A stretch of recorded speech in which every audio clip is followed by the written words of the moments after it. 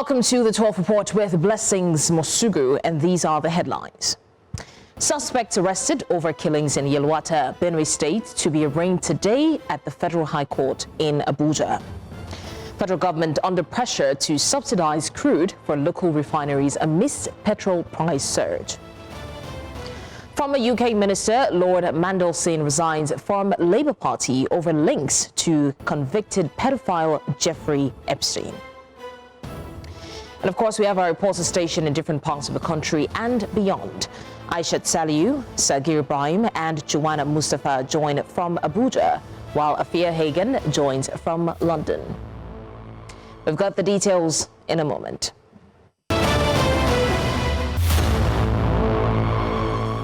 Now let's start with political matters. The African Democratic Congress has raised an alarm over allegations of economic coercion by the ruling All Progressives Congress.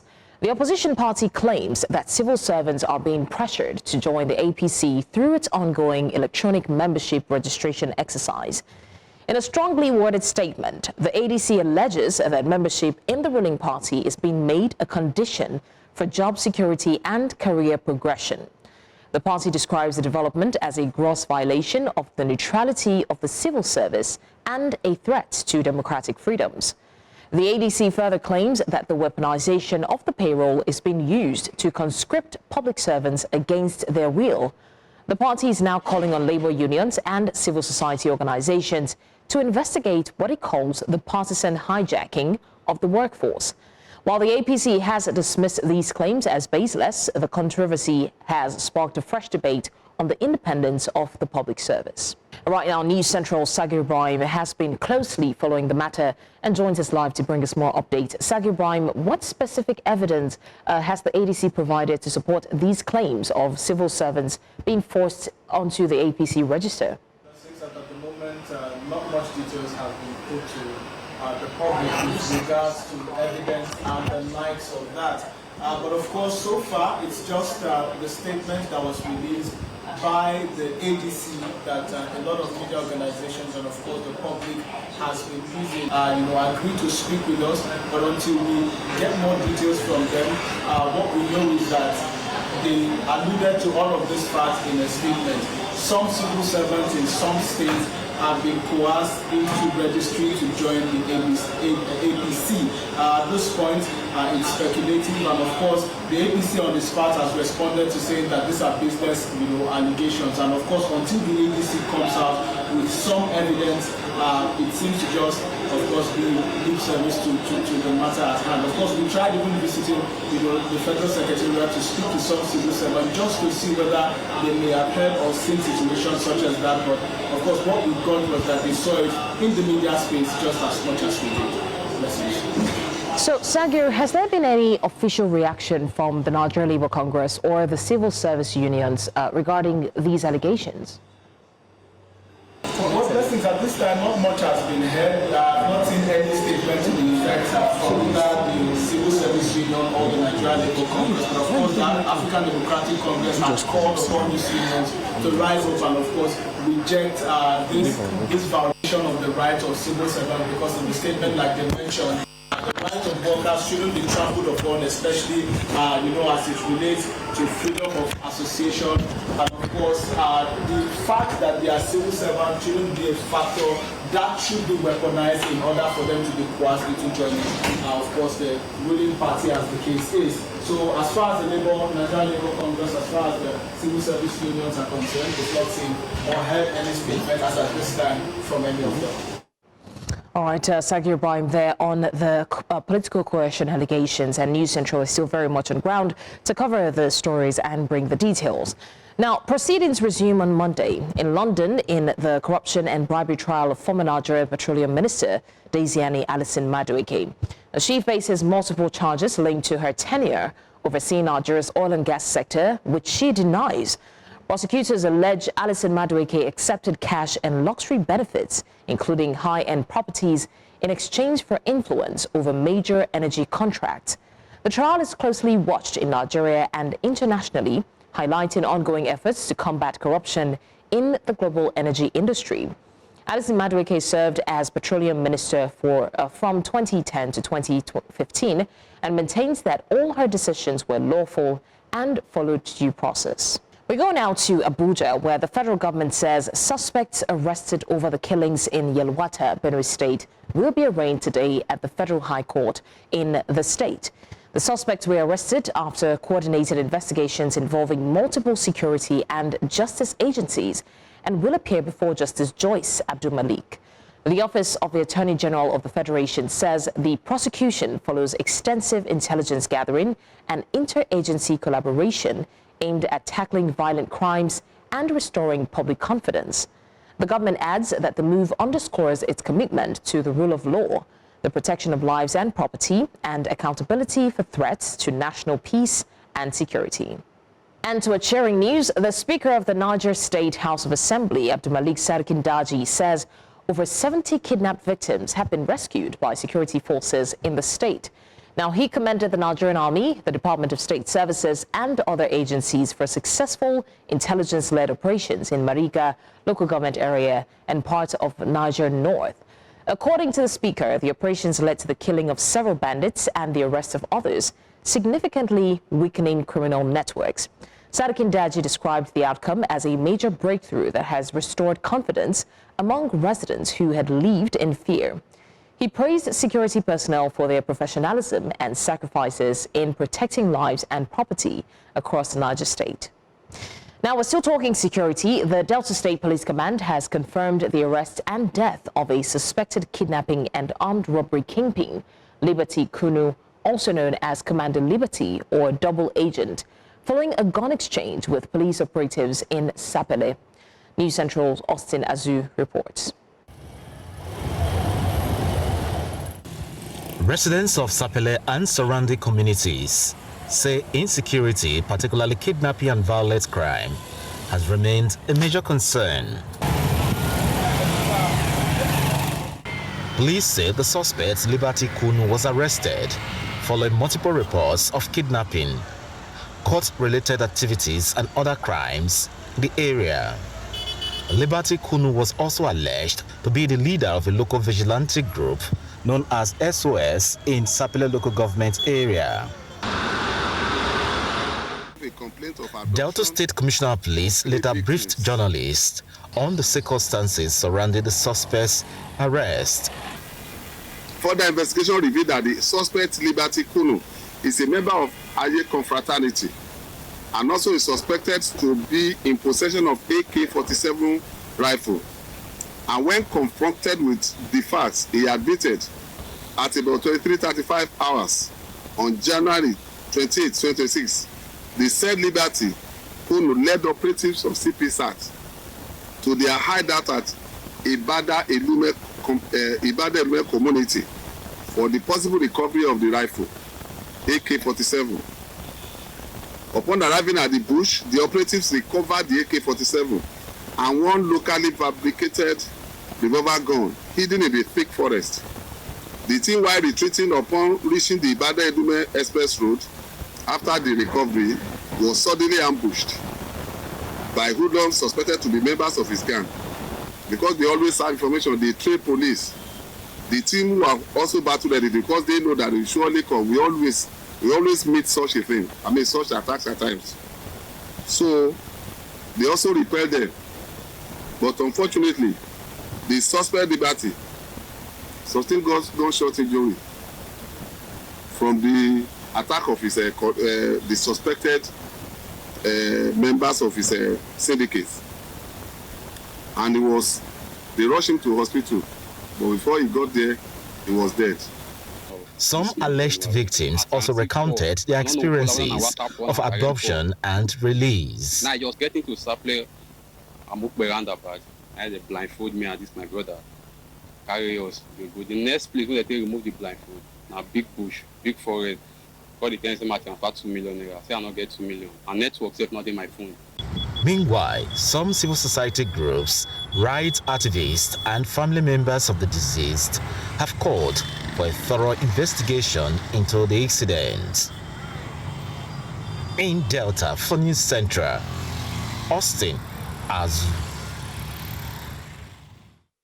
And now to health matters, as tributes continue to pour in over the demise of fast-rising Nigerian musician Ifunanya Nwagene following a snakebite at her Abuja apartment on Sunday, the 1st of February 2026. Questions and controversies have emerged around the emergency response and treatment that she got at the healthcare facility she visited. Now, concerns about non-availability of anti-snake venom claims the Federal Medical Center Abuja has since strongly denied in a press statement, adding that the patient had suffered severe neurotic or neurotoxic complications from a snake bite, despite all efforts to stabilize her condition. Now, News Central's Aisha Saliu is investigating this incident, and she joins us now for more update. Aisha, can you please bring us up to speed on the event that has led to Ifunanya Nwagene's death? It's quite sad, and we've seen Nigerians with mixed reactions. Someone did compare the Nigerian health sector to that in the United States, saying that the last time someone died of snake bites in the United States about 50 years ago. What is the current situation as you have been investigating? It is indeed sad because the case of Ms. Ifunanya Nwagene adds to the rising statistics of cases, confirmed cases, and also reported cases, and also fatalities that has risen from snake bites.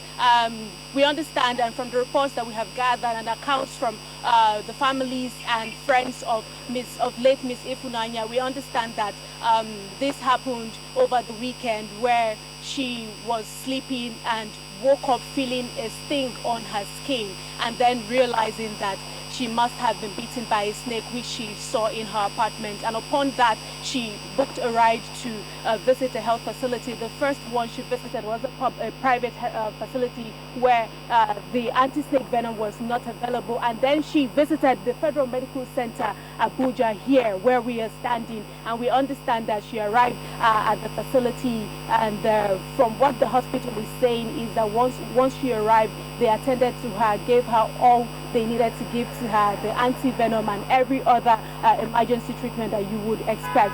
But due to the delay from the snake venom in her system, it resulted into complications, which later led to the demise of this victim. But then this just adds to the growing concern of many Nigerians, saying that this is one incident too many, where people have had to have snake bite, perhaps in their farms, in their homes, and then trying to get emergency care, even running to either the hospital or anywhere at all, and then people, end up dying. And just like you have alluded to, in saner climes where these things actually happen, but then it does not necessarily lead to fatality. But this is the case that we're dealing with today in our country. As much as the health ministry would say that they are up on their toes and providing these this equipment or medicines in the health facilities, but we are here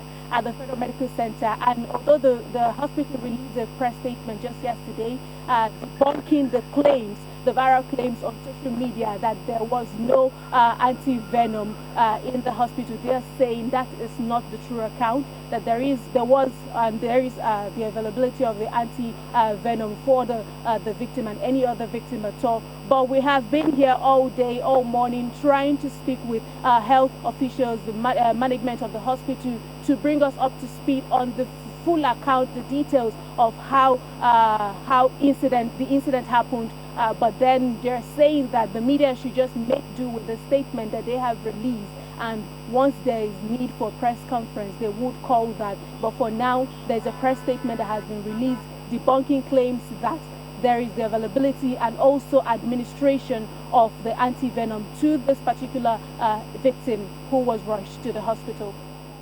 All right, Aisha, there with the update on Ifunanya Nwagene's tragic passing. We also know that the brother allegedly came out to say that he was on the phone with her, all through the time. And then he did say that a substance was administered to her via drip, but we can't exactly tell what the substance is because he did not specify. So we're looking to get feedback both from the family and friends and from the hospital to expatiate on the situation. Thank you once again to Aisha for following up on that story. And News Central will definitely bring you up to speed with the story. You're still live with us on the 12 Report. We go on a short break. When we come back, we've got more stories. Do stay with us. Many thanks for staying with us on the 12 Report. Now, to a beat of entertainment, music's biggest night delivered more than just trophies. At the Grammys, history was made and politics took center stage. Puerto Rican superstar Bad Bunny became the first Spanish-language artist to win Album of the Year, using his moment to speak out against U.S. immigration raids as protest messages even showed up on the red carpet. Now, for News Central, senior international correspondent Afia Hagen has the lowdown and brings us more. Bad Bunny debuted. Puerto Rican superstar Bad Bunny made Grammy history overnight, becoming the first Spanish-language artist to win Album of the Year. His record, Debí Tirar Más Fotos, took music's top prize, capping a night that blended major wins with powerful political statements. Bad Bunny also claimed Best Música Urbana Album and Best Global Music Performance, and used the spotlight to condemn nationwide immigration raids. His message echoed across the ceremony, with several celebrities wearing Ice Out pins on the red carpet, turning fashion into protest. Accepting one award, Bad Bunny told the crowd Ice Out, adding, "We are not animals or aliens, we are human and we are Americans." Later, visibly emotional, he dedicated Album of the Year to immigrants who left home to chase their dreams, honouring Puerto Rico in a speech delivered largely in Spanish with a little English. I want to dedicate this award to all the people that had to leave their homeland, their country, to follow their dreams. The 31-year-old heads to another global stage next week, set to headline the Super Bowl halftime show. Elsewhere, Kendrick Lamar picked up 5 Grammys, including Record of the Year, whilst Billie Eilish and Brother Phineas won Song of the Year. Nigeria's Davido, Burna Boy, Ira Star and Wizkid lost out in the Best African Music Performance category, with South African singer Tyler taking home the prize. Britain's Olivia Dean was named Best New Artist. I guess I want to say I'm up here as a granddaughter of an immigrant. I wouldn't be here.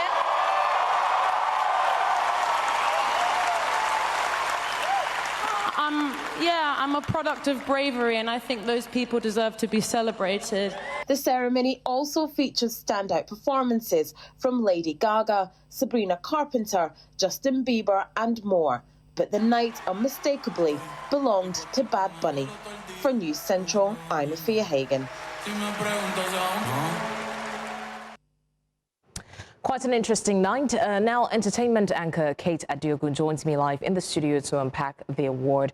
I mean, Kate, it's been a very interesting one. And congratulations to the winners. But let's talk about Africa. Right. And this is the second time that this is happening, because last year was also another controversial win for the same artist. Now, Tyler did beat Burna Boy, Davido, Ira Star, Wizkid, Omale, and Eddie Kenzo for Best African Music Performance. Right. And as much as we would have loved to see, our Nigerian stars shine, one would argue that, Tyler deserved to win, but Nigerians are not having it. So how are Nigerians reacting to this win? Well, I would say it's a little bit of mixed reactions right now. Some people are emotional about it because they feel like we dominated that category. I mean, we had Ira Star and Wizkid on it with the song Gimme That. We had Burna Boy on it. We had Davido on it, which everybody was kind of like rooting for, by the way, OBO, Gang, the 30 BG and whatnot. But again, it's quite mixed reaction because they felt like, okay, since we dominated numerically, at least one of us should have won it. But for some people, they are like, okay, a win for one African is a win for all the continent at large. So let's just take it as it is and let's just move on from there. I mean, let me just be the devil's advocate. I don't think that it's by the numbers. I think it's about the virality of the song and the impact of the song. And as much as, Nigerian songs tend to travel far, there's some songs you just can't compare. Like, I'm almost on TikTok every day, and I hear these particular songs, over and over again. So one would wonder why Nigerians are so emotional about it. But then, do you think that, Grammy's African category unintentionally pit African artists against each other? Unintentionally, I would say yes, right? Again, unintentionally, yes, because now it feels like it's based off of a country versus another country and not genre versus another genre. right? And that's why people are talking about, okay, you know what, I think we need more categories supporting maybe a little bit of other subcategories or subgenres in Afrobeat, basically, or in African music, because it cuts across a whole lot. And the African music is not monopolist, let me put it like that. It cuts across. We have different, you hear some people say they are doing Afro-Ds, they're doing Afrobeats, something, you know. We've had Afro gospel and whatnot. So I think that's why people are also saying that, okay, we need more categories that would put Afrobeats, like, I don't want to say Afrobeats category alone, because they'll say, why do we need an Afrobeats category? We're celebrating Africa as a continent, you know. So that's why they have the best African music performance category. But then the controversy still stands with regards to Tyler winning and all of that. It happened in 2024. And then because she also mentioned that, oh, she's not an Afrobeats. Right, you know? yeah. So I was going to go there, because do you think that Nigerians, because I mean, we own Afrobeat, do you think that we are very possessive when it comes to African music? Because we're talking African music and people think that it's just Afrobeat. There's so much more, you know, and a lot of times we don't even accept that Amapiano is an African sound. And people would even go the length of arguing that Tyler is not African. So what is it with trying to own the African sound? Yes, we're Africans, and to be honest, Afrobeat travels. It does travel, but does it mean that Afrobeat is the only African sound? I mean, blessings, there you have it. Afrobeat traveled, and it has traveled far and wide. It's global, but have we really gotten to that global level, you know, global quotes and unquotes? Because some of the narratives going on right now is how Tyler is one of the most global artists right now, because our music travels far and wide. Like you said, even on TikTok, Push to Start was a thing. But we can also not forget that, or you know, jetson the fact that songs like With You, that Davido was nominated for at the Grammys, the 68th Grammys, was also very, very big. But maybe we also need to focus on how we appeal globally more than now. Because from the statements of the CEO for Grammys, that's Harvey Mason Jr., beg your pardon, he mentioned that it's not necessarily about the virality of the song. It's about the quality of the music you're churning out. And he also went further to say that you also have to be part of the Recording Academy, or have people who are members of the Recording Academy for you to be able to win. So that way you have to, like, you know, so that they can vote for you. Of course, being a member of the Voting Academy does not mean that it's not equal to you winning, but at least you have your people there. So some people are even saying that, okay, it looks like Tyler has lots of people for her to, you know, win like back to back. I mean, this is the second time it's happening. Okay, so I mean, before we let you go, there's a question, because all of the speculations has just led to one major assumption, and that is that the essence of the Grammy has been watered down. Because when we begin to now even argue, why did this person win, why is this one not winning, it now begins to look like someone somewhere is complicit. Do you think that's the case, or do you think we're just overly upset? Well, it's okay for us to be upset, especially when we dominate the category. But watered down, maybe, right? Because now people are trying to question the authenticity. But at the same time, we are not in the academy. We are not voting members. They decide, you know, they say they are professionals who decide on which music makes nominations and then which one makes, you know, winning, basically. So I feel like it also begs the question, or begs the fact that we also need to work on our own award shows here in Nigeria. I was going to go there. We also need to work on it, because if we work on it and we are good, we're credible and authentic, and we're doing it the way we're supposed to do it, we probably wouldn't be looking forward to validation from some of these international awards. 100%, right? Well, as much as it is music biggest night, I mean, it's incredible that we're getting these nominations. It continues to put us on the map, right? So, yeah, but let me hold up, because Take 3 is at 4, so you hear more about the Grammys. 100%. Okay, that's great, because I was going to ask more questions. But anyway, stay tuned. At 4 p.m., you will hear more, all of the saga, everything that went down, and definitely they'll give you receipts as well. That's what Take 3 is all about. Thank you so much, Kate, for joining us. And now the third edition of the Nigerian International Energy Summit 2026 has officially begun, with day one highlighting local content requirements and reviewing outcomes from their implementation across the energy sector. Senior business correspondent Joanna Mustafa is live at the summit and joins us now. Joanna, how have the local content regulations impacted Nigerian energy enterprises and their participation in the global market? Yes, I have with me now a guest to address some of those issues that were raised as regards local content. We have Fumi Okwe.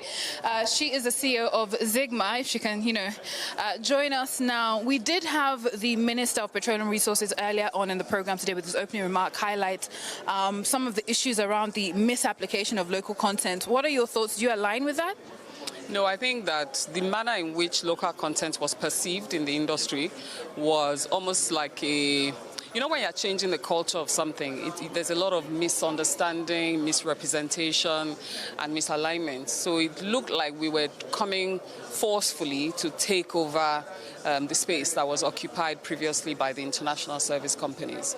And so that's how it was perceived. And it was also perceived as something, even sometimes by us, the players, as a free gift, something that you just take the money and you don't build capacity. So there were some players that did that.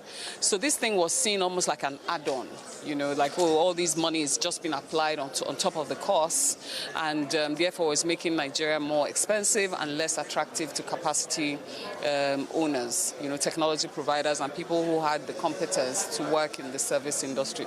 This industry is one such that there's a role clearly defined for every player.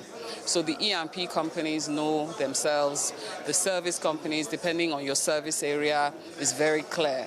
So that's how it's quite a structured industry. So coming in as new entrants 16 years ago into the value chain, some of us knew we needed to build capacity. Some of us felt it was too daunting and let's just take the small add-on that's been given to us. And so there was sort of that mismatch of players and perception. Right. But I think today is becoming a lot clearer that it's a tool for sustainability.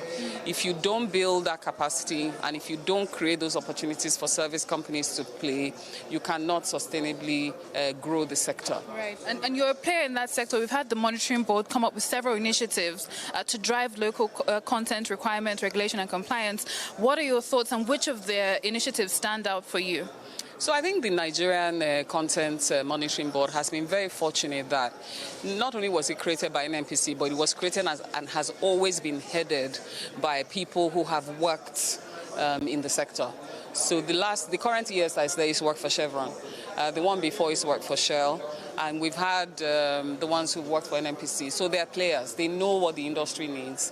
And they've been very structured in their defining building capacity and monitoring, of all the different new entrants that have come into the space.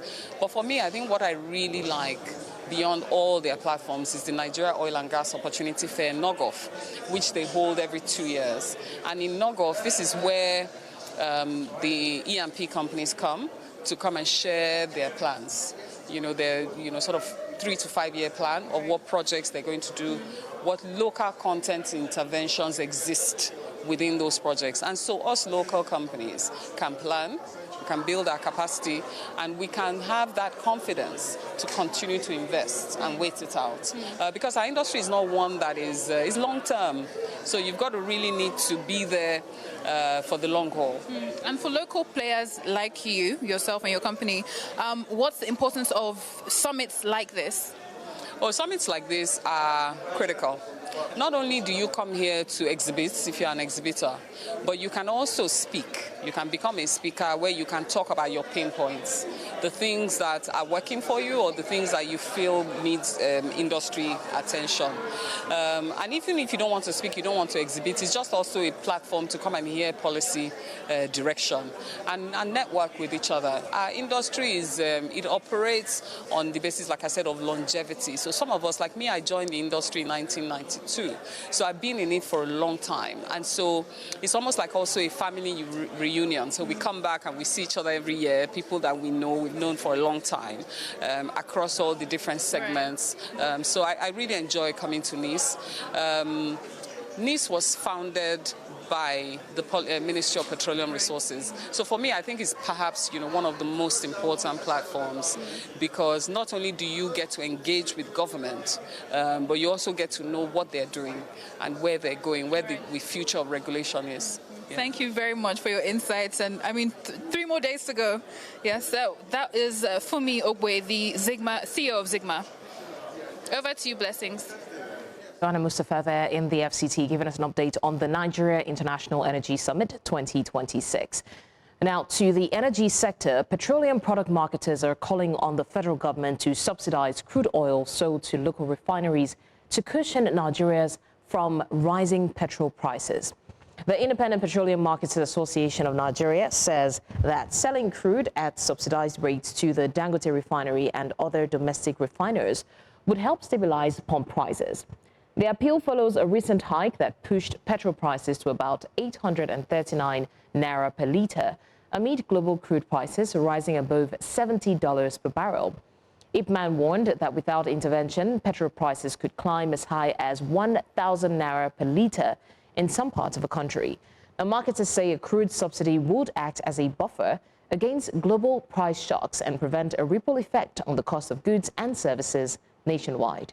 And still to come, Malawi launches cholera vaccination drive as deaths rise in Mozambique. The details of this after the break. Stay with us.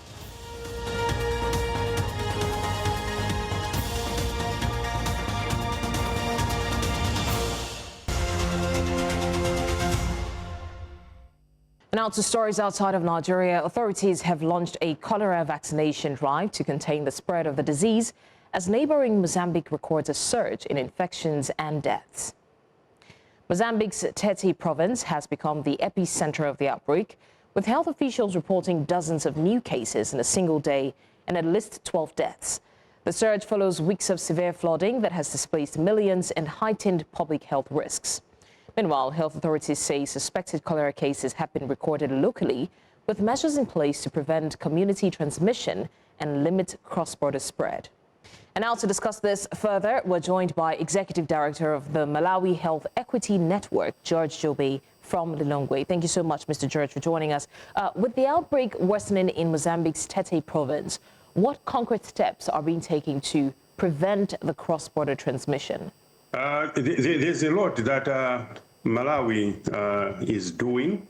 For example, at the moment, there's a lot of awareness raising to the people, like sensitizing them to know we have this situation at the moment, and also every day there's the updating of cases that have occurred.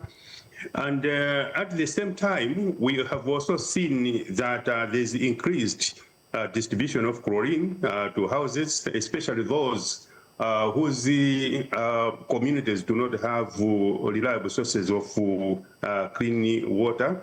And also there's contact tracing, like when one has been found with cholera, there are efforts to trace who has been in contact with such a person, so that at the end of the day, treatment is given to the people.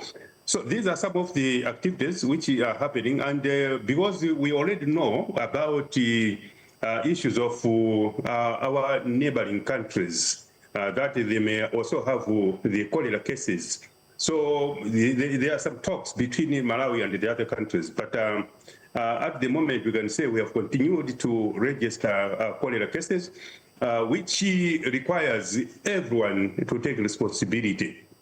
Here we are talking about the Ministry of Health. We have councils, district councils, development partners like NGOs, but the citizens themselves. As Malawi Health Equity Network, we have been also telling the citizens that even if everyone did whatever they do, but the actual citizen, if they do not follow preventive measures, we cannot completely deal with the situation.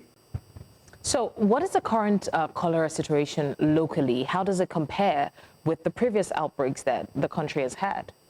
We have not reached the critical situations because the first case of cholera was officially reported on the 11th December 2025.